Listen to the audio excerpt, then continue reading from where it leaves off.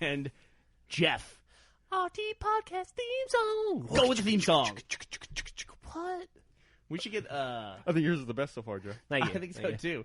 We should try to get Ouroboros. Was that? I don't know how you actually say his name, but he's the dude who did the reconstruction mix. The deconstruction. Oh, yeah. Deconstruction. Yeah, that was good. And we should definitely get him to take sound bites of stupid shit we say and come up with an actual theme for our podcast. He might be overwhelmed with stupid sound bites. You're probably right. Hello, everyone, and welcome to the 45th annual Rooster Teeth podcast. Well, so the number got lower this week. This is Burnie Burns. Oh, No, this is annual. it's annual, though, This is yeah, 45 years of podcasting experience. You know, we've learned a lot over the years in our career in podcasting journalism. You know, Paul Harvey taught me a lot about podcasting early on. It really guided me to where I am today. The obscure references start right away. You must have been heartbroken by his death then. Oh, not as heartbroken about the death of his wife. Oh, this is morbid. Okay, let's change this. Did his up. wife die Well- too? Yeah. How do you? They're Lord. old, dude. Shit happens. You know who else's wife is dead? Genghis Khan. Hey, I don't think he was ever married. yeah, to a lot of women. Paul Harvey, speaking of Paul Harvey, who did the best impression of Paul Harvey, I'm going to narrow it down for you, make it easier, on Saturday Night Live? He would also be the only dude who did I'm Paul Harvey impression going to guess Phil on Hartman. Saturday Night Live. You would be incorrect. You get one guess, Gus. I'm gonna guess Phil Hartman. You are incorrect. It is Rich Hall from Fucking talk about obscure. Yeah, that's even more obscure than Paul Harvey. Rich Hall, also famous for being what guy? The guy no one remembers. He was the Sniglets guy. He was the guy who wrote all those Sniglets books where he would come up with words for stuff that we didn't have words for. Oh, Jesus, was that him? And those were called Sniglets. That was Rich Hall. Wow. And how bad is it that he stopped making those books before the internet came around? Yeah. Because we actually needed that once the internet came around. Yeah, but I actually it was like a week and a half ago. We started off on a tangent. That is awesome, by the way. Like straight into a tangent. The other week they had on Saturday Night Live, they had a whole episode of just their shorts. Did you guys see that? No, I didn't see that. So it was hosted by Andy Samberg. It was like the best thing that ever happened to Saturday Night Live. And it was all just the little short films they've done over the years, like going all the way back to like the John Belushi Little Chocolate Donuts one, where he's the Olympian. And they had my favorite short of all time, which was Rich Hall is a dude who's like sweeping up in a store, and his boss is yelling at him. And he discovers that the mat that they put in front of the door that opens the door, now we have electric eyes. But back then they had those black mats on the floor, and you'd step on it, and the doors to the grocery store would open. He moves it over by a cigarette machine to sweep under it, and then a lady slams into the door, and then he walks over and goes to pick it up, but he steps on it, and it opens up the cigarette machine, the vending machine that's in front of. So he discovers he can use this mat to open anything. And so he cuts the mat into the shape of his shoes and glues it to the bottom of the soles of his shoes. And he's like, just walks around opening anything that he wants to. That's pretty funny. That's pretty funny. It really is, man. It's probably my favorite thing I've ever seen on Saturday Night Live, and it's a really obscure thing. And I was really happy to see it when it came on. It sounds almost as good as Dick in a Box. Okay, what shall we talk about today? Let's talk about some video game stuff. I feel like I should issue a formal apology to Fallout 3. Oh, let's talk about that first. Talk about video game stuff. Yeah, last week I spent a lot of time making fun of Fallout 3 for being boring and slow, and turns out I was completely wrong. It's a good game, and I love it. What's really bizarre about that is you did a 180 immediately after we finished recording the podcast. Like, it was as soon as we finished recording the podcast, we put the game in, and you realized showed you how to aim. I showed you how to shoot. Well, I knew about I knew about the targeting system, but I didn't know you could stack stuff up. And so it was really aggravating me that I had a cutscene for every shot. And so for those people who played Fallout 3, Burnie was entering VATS, shooting once, then executing his action instead of queuing up multiple shots. Exactly right. I thought like you bring it up, one sniper shot, then you're out, and you had to watch a cutscene every single time. And this is a problem we've actually had here before, because if you don't know something very fundamental about the game but necessarily isn't intuitive, then it can really ruin the experience for you. Like Geoff played all of Crackdown without even knowing that you could lock onto people. I don't know how the fuck you did that. I got really, really good at aiming. You got to be really fucking determined. Yeah. You got to really want to finish a game. I did, or play though. a game to play it like that. That would be the equivalent of like getting all the way through a normal FPS like Halo or Doom or something like that. You get to the last level, you see someone else playing the game, and you go, "What? You can change weapons?" I mean, it was basically like that moment. Like It's true. In Crackdown, you're jumping and flying all over the place, and you have to be able to lock onto people. And it's just pulling the left trigger. I don't know how you didn't discover it by accident. I play because we have small kids, and so I was one night when I was playing Crackdown, I was playing on mute probably because I don't want to be too loud. And like when you're playing on mute, you don't pay attention to the shit that they're instructing you with. And so I just missed that lesson. I got 1,000 points in that game without locking on. Luckily, it helped out a lot in the DLC. That was really weird because for some reason, I guess with the advent of the 360 and the headset, when you said you were playing it on mute, I had a vision that you were playing it without talking. Like mute applies to the TV and it applies to your mic, which is kind of strange now. Yeah, they need another word for the television not saying anything. Yes. Where's the where's the sniglet for that? We gotta bring it back.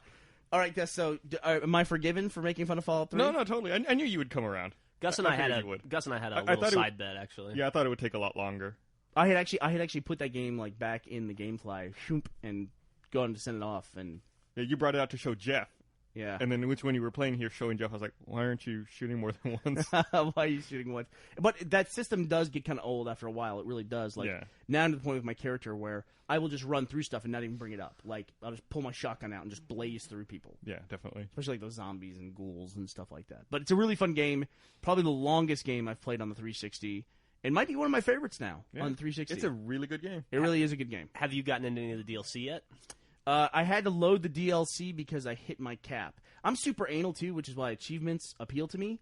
Like, I have to get... You can pick skills, and I had to pick lock picking because I can't stand getting a closed door. I can't stand, that I missed something behind a door that I couldn't get through. And then you have to remember where it was and try to backtrack down the road. Right. Yeah. And that can be a horrible thing or a horrible way to approach an RPG game because you can just spend all your time literally opening every box, every locker, every desk, every drawer, and there's a lot of them in that. So definitely. The bottom line is I have like 10 billion caps, which are the money system in that, and I hit level 20, which is the max level, probably halfway through the game. So I had to get the DLC to remove that cap and let me go to 30. I wonder, Gus, do you know if they're going to raise the cap again with the 2 additional DLCs that they announced? I don't know. They really haven't announced many details about the new DLC, so I don't know. And can you really have any faith in what they announced for their what their DLC is going to do? You have faith in what the DLC is going to do. You just don't have faith that it's going to work the day it comes out. See, the Sniglets guy come up with like, what's the DLC for DLC that fixes it? It's like DDLC, DDLCPs. I would go DLCP. The DLC patch. The thing that impressed me most about Fallout, because I've never played it, but I've watched you play it a lot, and I've watched Burnie go through the process as well of learning how to like it. And it seems like the biggest map in the world, which I thought was Just Cause. Like I was blown away by how big the map in Just Cause was, and then Fallout 3 was like seemed to dwarf that. I read this morning that the fucking map for Fuel, which comes out next week. What is Fuel? Fuel is a racing game, like an open world racing game, like off-road shit. It comes out on 360, I think, next Tuesday. But it just got certified by the Guinness Book of World Records for having the largest playable map in history of any video game. Thank you, Guinness. Apparently it dwarfs, like, Grand Theft Auto. How did they measure that? They had, like, how many playable meters were in the game. Playable meters? Based on the scale of the game, though. Yeah. Arbitrary. Oblivion's map is supposed to be 2 or 3 times the size of Fallout 3's. Really? Mm-hmm. God damn. Really? Fallout 3's tiny. Forget about it.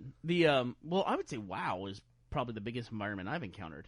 I don't know. Maybe feels bigger. And they keep adding to it, too. Maybe there was a console-specific thing. I don't know. But if you asked me, like, what's the biggest environment, like you said Just Cause, I probably would have said Crackdown. Just, like, it felt big. Because it wasn't just a 2D level. It was like you were all over that thing. I guess that's true if you got to consider the topography of the map. And the interiors. Just Cause felt big to me because the entire thing was a jungle, and so it's just like you're just in jungle for days. Well, you're getting planes to go places. Yeah. Well, you know, it's something you don't consider too. Like I'm sure Fuel doesn't have any interior locations. No, in a racing game. Yeah. And that's what's crazy about Crackdown. It's like I guess maybe it's continuous or I don't know. We'll see.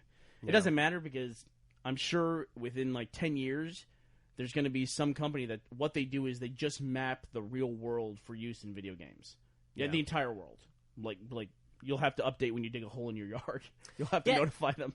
I kind of had a weird experience like that when I was making videos for Achievement Hunter Wolverine, which I've since wrapped up. But there's a level where you fight in a supermarket, and there's a secret achievement to destroy everything in the supermarket. And you're fighting the blob, and while you're fighting him, you're also trying to like destroy all the cantaloupes and shit. And it was like I got confused. I felt like I was in the Dead Rising supermarket. They looked so much alike. Really? Yeah, and there should be some sort of a supermarket standard for all video games. Or like interior location standards like that, you know? It certainly is that way in the real world. When you show up in like Kansas City, Kansas, Is that in Kansas or is it Missouri? It's in both. Yeah, it's in Okay. both. Well, when you show up there and you go to like the suburban shopping mall, it's the exact same as every suburban like outdoor Well, shopping place. There's like 2 or 3 iterations. But Right. they're all essentially the same. You either have, well, it used to be, you either had a Circuit City or a Best Buy. Yeah, the or recession has made it a little less. then it's a a Dings or little a less Bed Bath & variety. Beyond.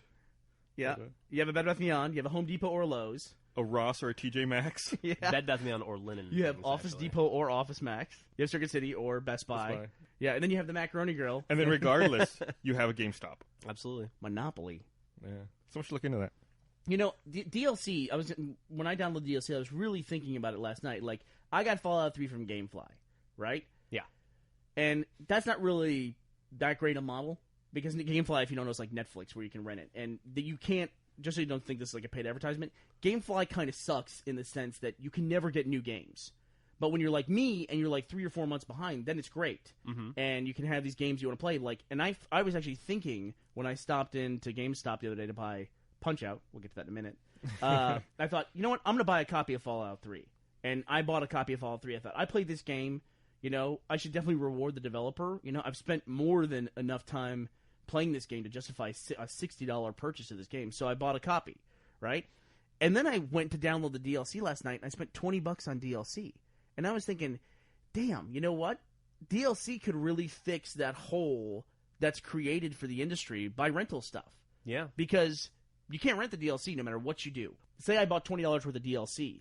I wonder how much money Bethesda at the end of the day or the publisher makes versus their $60 retail purchase. It's got to be pretty favorable. Otherwise, I don't think Bethesda would have pumped out, 5 DLCs now for that game? 3 so far. 2 coming in the next 2 months. Well, no, I think Bethesda's one of those really cool developers like Valve, you know, where they just Criterion. and they support it for a long period of time. It helps when you have a super popular game. Yeah. Right. You know people are going to want to play it.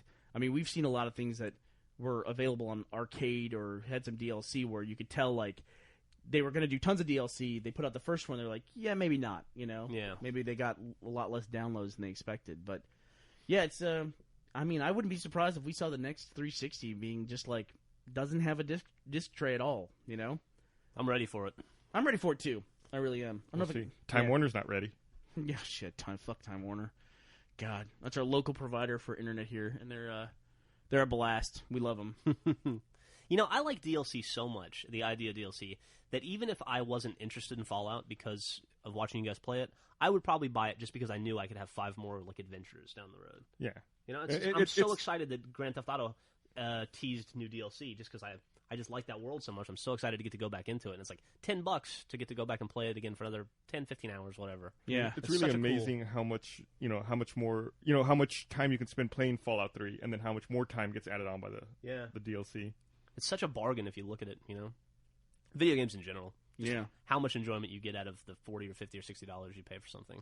Well, a DLC like being a lower priced add-on, it really does fix that problem the consoles had too. Of like, why is Halo a $60 game on the Xbox, and also Blade Witch is, Right. or Defender Force 2018 or something like that. You know, it's like, how are these games possibly in the same category?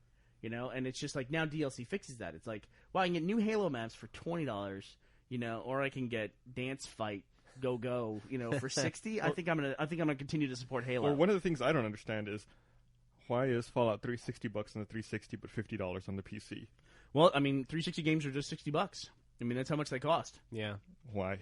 I don't know Well, why. that's Yeah, Price point set by Microsoft, all right? I mean, yeah. I don't know why. Why is Team Fortress 2, $20 on the PC? It's just they have a lot more flexibility for what they can do on the PC. I wonder if DLC is going to eventually, and it's got a long way to go, I'm sure, but if it'll eventually kill the trade-in market too. Because, like, if you're like a 19-year-old kid and you have a copy of Grand Theft Auto or Fallout 3 and you trade it in, and then 2 months later they come out with another 20 hours of gameplay footage, you're kind of fucked. Yeah, that's a good point. Yeah. So I wonder if people are going to start hanging on to their games longer just to see. Hey, look, everybody. Sorry to interrupt you. It's Joel. Hi, All right, How are you doing, Joel? Joel's fighting his computer today. I am. I'm becoming a fan of Macs, and I don't even own one yet. God, look at this podcast. It's like the Wow Mac podcast. It's like product placement. Yeah, it's sometimes we fight some of our computers here. It's just like they go for a long period of time without being reformatted, and you just got to do that every now and then. And there's just that weird thing that happens with computers where it's almost like a car. They have so much mileage, and then they just start to degrade. Like the hardware, it's like something slows that computer down. It's true, and you won't get away from that on Macs too. Like I just had to reformat my Mac this week because my laptop just became slow and unusable, and just like for no reason, other than it's 2 years old. And now it's like after I reformat it, it's like it's brand new again. It's awesome. Yeah, it's like when they hit that wall, it really just starts.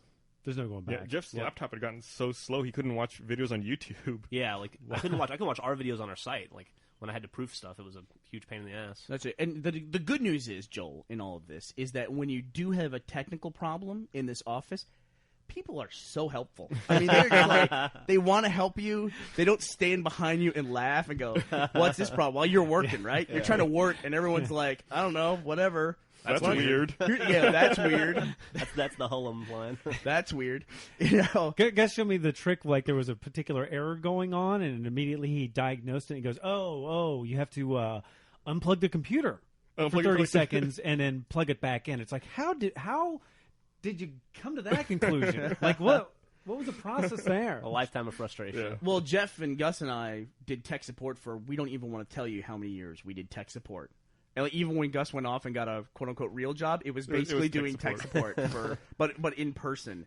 And so it's brutal. Like the other day I was in here trying to talk my dad through doing stuff on a Mac. We were all laughing about that, by the way. You just like, Dad, I'm just going to fly to, North Carolina where you live because I think it'd be shorter, and I'm going to throw your computer out your window. That's what I'm going to do.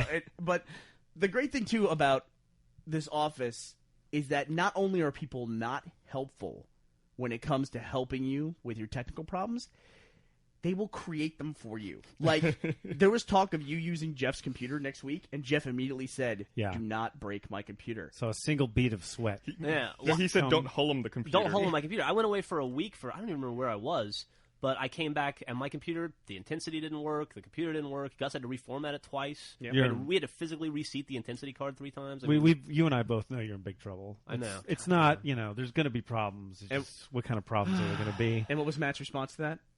That's weird. So before this podcast, I pointed something out to you. Yes, and I you said, did. "Remember this." And it was, my desk is here in the corner on the left side of the room. And on the right side of the room is another desk. And my microphone was over there. Yes. Right? Which is normally just sitting on my desk waiting, set up, ready to go. Uh-huh. So my microphone was over there, and my XLR cable was gone. Just nowhere to be found. Okay. And so I'm in here going, who changed my setup here? Who moved my microphone and who took my cord? And then I found the cord. Finally, it was behind the door. And and Matt came in, and Matt goes, "Oh, I was testing some stuff." And I go, "You were testing stuff on my computer? What were you testing?" He goes, I just had some stuff, and I was like, I moved some stuff around." I go, "What were you doing? What did you move? And where's the XLR cable?" And he goes, "I was just testing. What I did was I was testing stuff, and I put some stuff here, and that you had to move this over there." No explanation. A lot of talking. No explanation. Just dismantled my stuff. That was it. And I know what he was cord testing. You know what behind he the was door. testing? What else? We were actually testing it together. We were seeing how long we could go till you crack. It's We were gonna work. testing your sanity. I've actually thought, like, after a couple times of Matt fucking up my stuff, I was just going to remove all the cords from the back of his computer and just like throw them in the closet. And they're like, "My computer isn't working." I just go, "That's weird, man. That's really weird." I was testing some stuff. I don't know. Hey, I don't want to get off on a tangent, but I have a question. We haven't been on topic the whole podcast. What is the topic of today? We talked about Fallout. We're going to talk about Punch-Out eventually. Yeah. No, not really. This is yeah. There you go. What's your tangent? Okay, I thought that we came up with the term, and by we I just mean the group. One of us came up with the term "the meat sweats" from going to this particular barbecue restaurant in Lockhart, Texas, and eating so much that you sweat greasy meat residue, right? Yeah, and eat you meat get and sweat. sick. I read an article on CNN this morning about a guy whose life mission is to find the perfect barbecue in America, and he's been out to like 168 different restaurants. Kreitz's is his second favorite restaurant, but he said specifically that he gets the meat sweats when he eats there. Really? So I think once you confused by that. experience the meat sweats, it immediately Like the you name just- of it. you It's figure just- out the But name? he even said it in He said it In in the reference to article. Kreitz's. In reference to Kreitz's, yeah. It was weird. So I wonder if it was on the wall there or something and we just don't realize it. Or, I don't know. No idea. I No never heard idea. anybody else say the term. I figured it was us. But What's the first favorite place of Kreitz's? Is second? well, he didn't say like it wasn't like number 1 and 2. It was like your 2 or 3 favorite places. One was in, I want to say North Carolina, and then Kreitz's was his favorite in Texas. I don't know who actually listens to this podcast, but a lot of people came into town, like a lot of interactive people came down for South by Southwest, and they all went to the Salt Lick, If you ever come to Austin, you've got to go 20 minutes out of town to go to this place, Kreitz's in Lockhart. It's freaking amazing. Well, everyone goes. The Salt Lake's also like 20 minutes out of town, but everyone goes there because they have like I don't know, they have good PR or something. Everyone knows about the Salt Lake. It's BYOB. The nice thing about Salt Lake is it's BYOB, and it's like next to a little like river, and it's really picturesque, and there's trees. No river. It's pretty. All that's important it's like is the food. right down the hill. There's like a little creek. I live 5 miles from the Salt Lake for I'm telling 6 you, years. it's there. There's no river.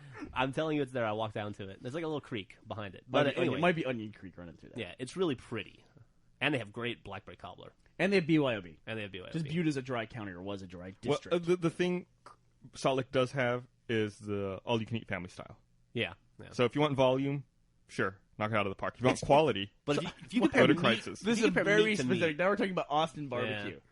And Anyway, if you're just going to eat barbecue, go to Rudy's. Rudy's is great. Because Rudy's is great. Go to Kreitz's though. But go to Kreitz's. That's an experience. So if you ever come in town, next time you come in town to Austin for South by Southwest Interactive or something like that, definitely go to Kreitz's in Lockhart, Texas. Tell Mexican Elvis we said hi. Tell Mexican Elvis we said hi. It's spelled Kreuz. And don't Apostrophe let S. anybody down there trick you to go into blacks instead.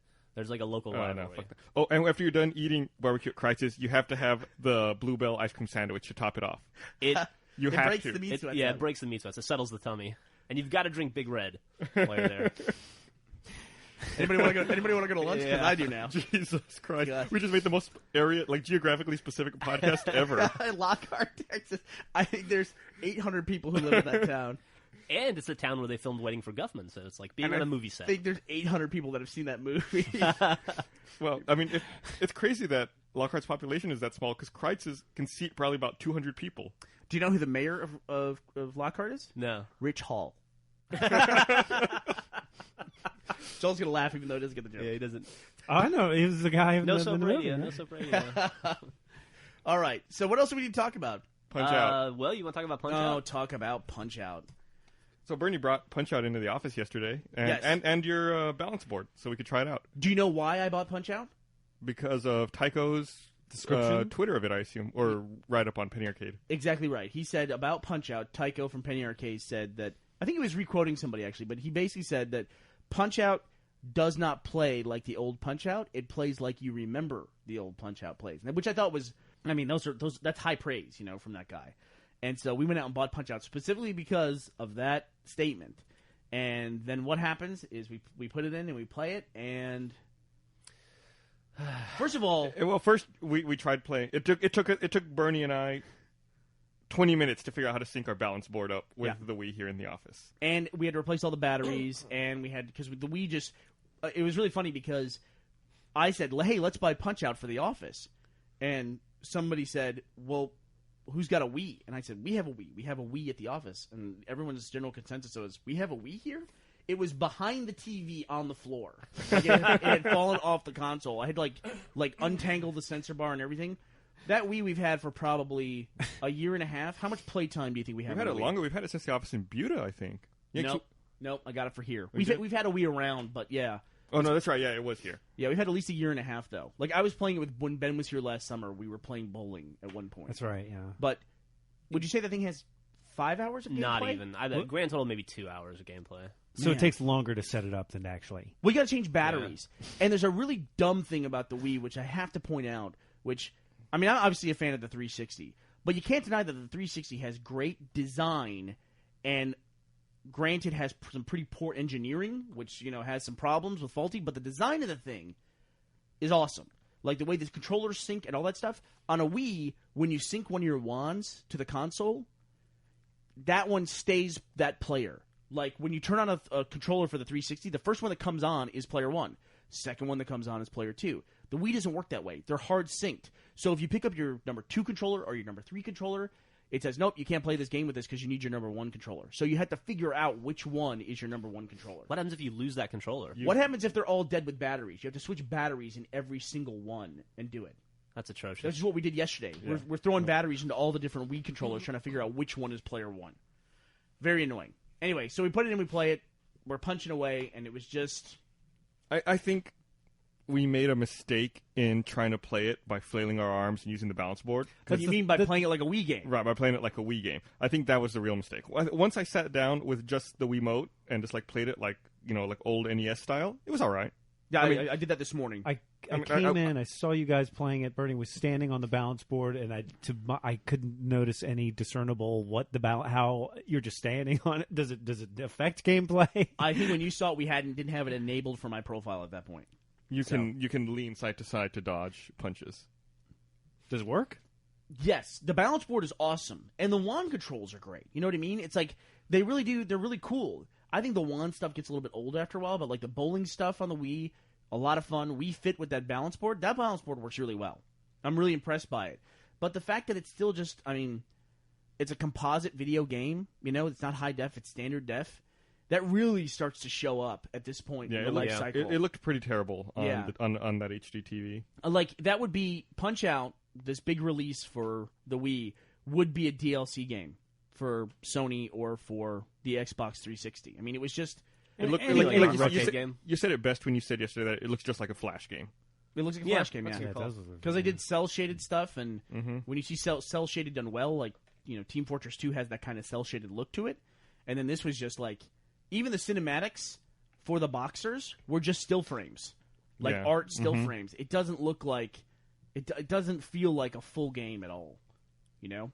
And it was fun enough to play for about an hour and then walk away. There's no replay value at all. How far did I get? I beat Piston Honda. You beat Piston Honda and then we quit. Then I got to some guy, Bear Hugger, and then I didn't know who that was, so I turned it off. Got to the redneck stereotype, and then that was it. The experience to me was about the equivalent of someone here bringing in an old Nintendo system and us actually playing Punch-Out. Yes. It was about the same. Yes. I would have been like, oh, this is fun. Dodge, punch. And then I would have played about 3 guys on it, and I would have said, you know, I'm not going to play this anymore. Yeah. I've already played that's this. exactly it. Yeah.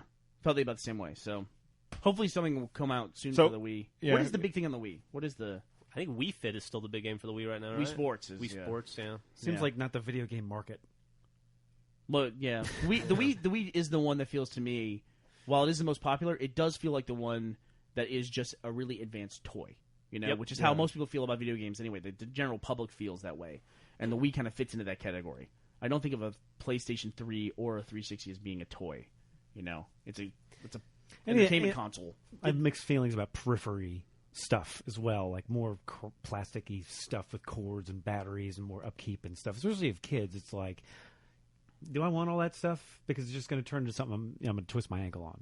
Yeah, that technology is all driven by the powerful battery lobbyists. That's right. Yeah, I mean, I had the same feeling when Guitar Hero World Tour came out. I was like, do I really need a second set of fake video game drums? No, I already have one, and that's one too many. It takes up some square footage in the house. It does. You know, Are you going to buy the special Rock Band Beetle guitars? No, I've already got guitars. I've already got drums. I don't need to buy that shit anymore. I've got like 7 guitars. You don't want to get the special No. Paul McCartney yet? No? Like, you don't have a Wii, do you, Jeff? I don't have a Wii. I don't have a PS3. I just have an Xbox. I'm solely a Microsoft gamer now. Really? I have a DS. A DS Lite I like a lot, but yeah. You have WoW? You play WoW? I play the shit out of WoW, yeah, that's true. No. And you have pretty much everything. Yeah, I do have everything. You have PS3, you have a Wii, you have Wii Fit. Mm-hmm. Yeah, like, I remember I bought you Wii Fit because I was in the store and I called you. Right, yeah. And like, right after it launched, hey, they have some, do you want one? Because the Nintendo does that well. They definitely get you in that mode of, oh, I see it, I'm going to buy it because I might not have the chance to later. But that's not the case anymore, because now, even their DSi, that was never out of stock. Like, you could pretty much get that from launch. My wife wants one of those, but I cannot. Can't justify it? Yeah, I can't figure out why the fuck anyone would want that. Mm-hmm. What'd you get her recently? For a flip camera. Flip that she lost in less than a week. She lost that? She lost it. Oh, my God. In less than a week. I thought I was going to divorce her. Was that new Flip HD, right? There's the new Flip HD. Luckily, I found it. And now I have to look for mine. She took credit for me finding it. Or she's trying to take credit for me finding it. Oh, man. Like, I got it for her for a birthday gift. And, like, it was totally unexpected. And literally 5 days after I gave it to her, she was crying, looking for it all around the house. It wasn't there. When you found the phone, was there like a bunch of pictures on the phone of like all the adventures the phone had without you guys or me? You know, I saw a webpage where a guy has hooked a digital camera up to his cat's neck, and you can actually buy these things. What a great idea. And you can see like where the cat goes in the day and like what it does. I always want to know what the hell my cat does. That's fascinating. Yeah. Although it's kind of funny because you know how cats are so funny on the internet. real cats not that interesting. No. A lot of bushes, a lot of sitting around in like storm drains, stuff like that. Yeah, I like the cinematic version of cats better than the actual reality show. They photograph better than video. Yeah, well, they're off. They can't always be on. They gotta have some downtime to come up with new material because they're thinking about their next bit. That's exactly right. You know, it's like they're okay, working what on the am I new gonna do? material for the next show. Yeah, but my flip, I've been happy with it. And if I lost a video camera or something like that, I can't tell you. I'm a weirdo when it comes to data stuff. I would just be absolutely convinced that something was on that video camera that shouldn't be on there. Mm-hmm. Like even like an NDA thing or, my horrible sexual Penises, stuff like that. Yeah. That's why I like the iPhone. Well, my iPhone has that cool feature that I was talking about where you can set your PIN code into it, and that unlocks your phone. And then there's a little setting in it where if you get your PIN code wrong 10 times in a row, it wipes your phone. That's an Fantastic. awesome feature. I love it. Everything should have that. Yeah, agree. Your laptop should have that. If you get your laptop wrong, Yeah, 5 times in a have row, you seen That there's- feature scares the crap out of me. format. There's USB keys you can purchase, like USB thumb drives. Like I think they call them iron keys or something. And you can get all your data off of it. But in order to get your data off, you need to enter a password. If you fail your password check 3 times, I don't know what happens, but the device physically destroys itself on the inside. So it's like it's beyond a level of your data's gone and then destroyed, like physically destroyed on top of that. And Wow. an example why that's a good thing, Joel, I just read or listened to NPR this morning, and there was a story about some lady in New Zealand who was bidding on like some bullshit on eBay. I think it was like a plate or something. And she went to bed, and her 3-year-old daughter got up and got on the computer and somehow bought a $12,000 tractor. She woke up the next morning, she had won a bid for a $12,000 tractor. Awesome. Yeah. That's really awesome. Like I've got like my Kindle app on my iPhone set up with like one touch buying. Somebody stole my phone, they could go, this guy's about to buy 5,000 books. You're about to be educated, motherfucker. Yeah. You make an excellent point. Yeah. You make an excellent point. Well, usually the companies are very forgiving of that kind of thing, too. Yeah, sure. Yeah. Like, remember all the idiots who accidentally bought the $1,000 iPhone app? Yeah, right. I didn't know. It was a mistake. Give me a break. Yeah, you all used to make fun of me. I was the only person in the office who would like lock my computer and be serious about that. It felt like you were doing that because of us, though. Yeah. Which was always dumb, Well, that's true too. Like, I'm sure if you don't have a desktop, you're the only guy who has basically still a laptop. Yeah, I'm the only guy who has to buy his own computer for the office. What does that mean? It means what it means. I seem to think that you have somewhere about 3 miles from here a whole cabinet full of computers Yeah. for your job. You've got like fucking 5 servers in our server room right now. Yeah. I'm giving you all the Didn't you just get an squinty-eyed look. X-Serve? That's not mine. That's of course it's ours. yours. We all use that. Didn't we just buy you some kind of like slide out drawer monitor Yes. Mission And Impossible? It's a good thing we got that too, because they got rid of the monitor and keyboard at the colo. Yeah, Gus has That thing 12 is, by the feet of way, the computers. coolest thing ever.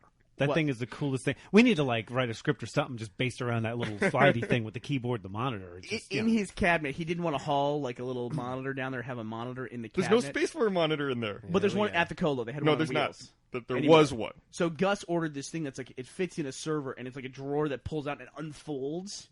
And does it make a transformer noise? It does. Or do you make that noise? And he's got his little keyboard and his thing there. And It's awesome. And all the other tech guys in the co-location facility walk by and they go, ooh. Gus had a moment with a guy we used to work with where he came by and looked on a rack and saw all Gus's equipment. He's like, you guys have a lot of stuff in there. And I could tell it was a very proud Gus nerd moment. It is. So if only there was a word for that. if only Rich Hall hadn't retired. We could have a word for nerd pride. All right, anything else we need to talk about? We kind of rambled this time. Yeah, we did. What is Terminator coming out this weekend, right? Terminator's coming out this Anybody weekend. planning on seeing Some it? bad early buzz. I think I'm going to go watch Star Trek again this weekend. That sounds like a great idea. Guaranteed home run there. Hey, you think I could take a 7-year-old kid to go see Star Trek? Star Yeah, Trek? Yeah, totally. I think so. I think so too.